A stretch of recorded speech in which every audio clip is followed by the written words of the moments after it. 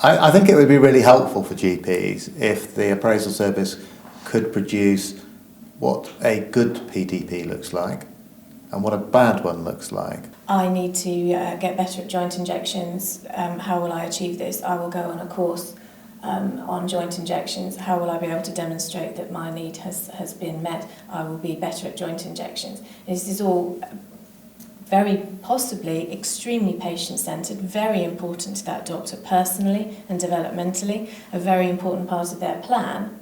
And it's very likely that a significant part of the appraisal was spent discussing this very important part of this doctor's work and scope of practice.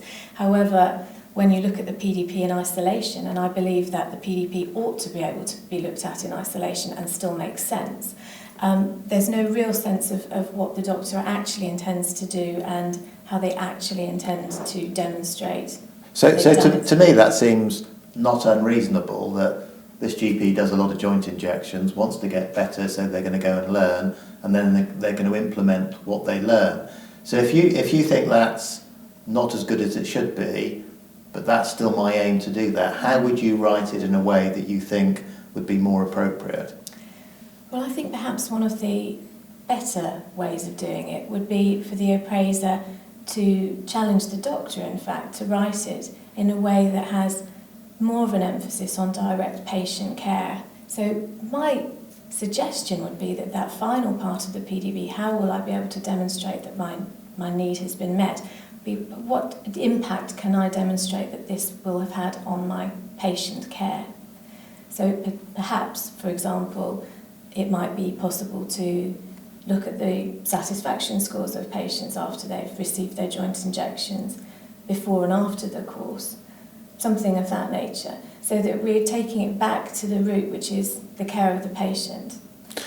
So if that was to expand the scope of your practice, so I've now learned how to inject hands, shoulders, so that would expand my scope, but so long as I'm doing some reflection and some patient outcomes of that, that would be more acceptable. I think so, because it's taking the focus back once again all the time to the care of the patient, or potentially in another kind of example, it might be taking it back to harmonious working relationships with colleagues or learners or something like that. But it's always, I think, would be ideal if the outcome were directly related to some kind of demonstrable improvement or change in practice, either clinically or in partnership, or whatever it is that is the aspect of development that the doctor wants to concentrate on.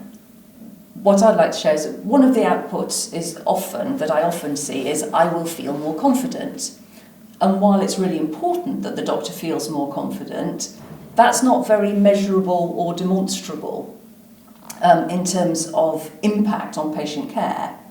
So if we take the example of joint injections, what I would like to see as an appraisal lead is, where in the appraisal discussion did that come from?